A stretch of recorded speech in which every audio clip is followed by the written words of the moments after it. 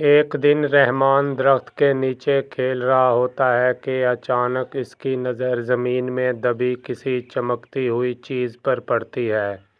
تجسس کے مارے وہ اسے کھودتا ہے اور ایک پراسرار چاندی کا سکہ نکلتا ہے جس پر کچھ عجیب و غریب نشانات بنے ہوتے ہیں۔ رات کو رحمان اپنے کمبل کے نیچے چھپ کر سکے کو دیکھتا ہے اور جیسے ہی وہ اسے اپنے ہاتھ میں لیتا ہے سکہ ہلکی سی روشنی میں چمکنے لگتا ہے اور اس کا کمرہ ایک خواب جیسی روشنی میں بھر جاتا ہے۔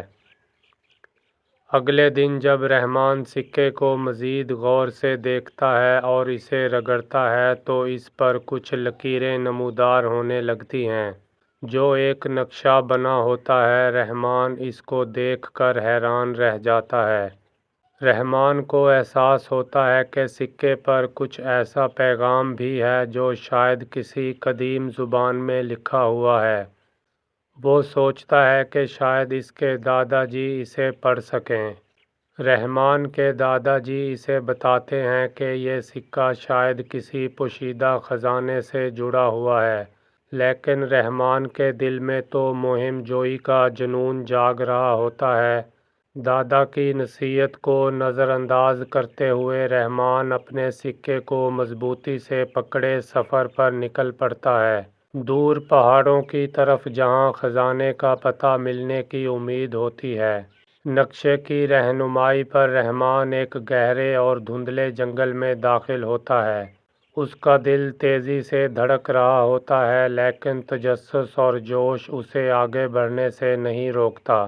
جنگل میں چلتے چلتے رحمان ایک چھوٹی سی ندی کے کنارے پہنچتا ہے۔ جیسے ہی وہ ندی میں جھانکتا ہے اسے کچھ سرگوشیاں سنائی دیتی ہیں جو اسے مزید آگے بڑھنے کا اشارہ دیتی ہیں۔ ان سرگوشیوں کے پیچھے چلتے ہوئے رحمان کو ایک خفیہ غار کا دروازہ نظر آتا ہے جس پر بیلیں چڑھی ہوئی ہوتی ہیں۔ یہ بالکل ویسا ہی ہوتا ہے جیسا نقشے میں دکھایا گیا تھا۔ غار کے اندر رحمان کو ایک دیوار پر کچھ الفاظ لکھے ہوئے نظر آتے ہیں۔ یہ ایک پہیلی ہوتی ہے جسے حل کیے بغیر وہ آگے نہیں بڑھ سکتا۔ پہیلی حل کرنے کے بعد ایک عقاب نما الو رحمان کے سامنے آتا ہے اور کچھ خفیہ مشورے دیتا ہے۔ رحمان اسے سن کر حیران رہ جاتا ہے اور اس الو کی رہنمائی میں آگے بڑھتا ہے۔ رحمان ایک ایسی جگہ پہنچتا ہے جہاں ہر طرف آئینے ہی آئینے ہوتے ہیں۔ اس کے اپنے عکس اسے صحیح راستے کی طرف اشارہ دیتے ہیں لیکن ہر قدم پر ایک نیا راستہ نکلتا ہے۔ آخر کار رحمان ایک بڑے پتھر کے دروازے تک پہنچتا ہے جس میں سکے کے سائز کا ایک سوراخ ہوتا ہے۔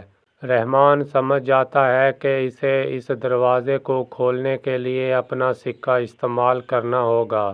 دروازہ کھلتے ہی رحمان ایک بڑے خزانے والے کمرے میں داخل ہوتا ہے جہاں سونے کے سکے، زیورات اور قدیم نوادرات کا ڈھیر لگا ہوتا ہے، لیکن رحمان کی نظریں ایک چھوٹے سے صندوق پر جا ٹھہرتی ہیں۔ رحمان صندوق کھولتا ہے اور ایک پرانا کاغذ دیکھتا ہے جس پر لکھا ہوتا ہے کہ اصل خزانہ دولت نہیں بلکہ دانائی اور اچھائی ہے۔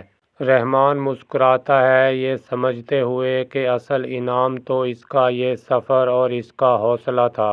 یہ کہانی بچوں کو حیرت انگیز مہم پر لے کر جاتی ہے اور انہیں سبق دیتی ہے کہ اصل خزانہ ہمارے اندر کی خوبیوں میں ہوتا ہے۔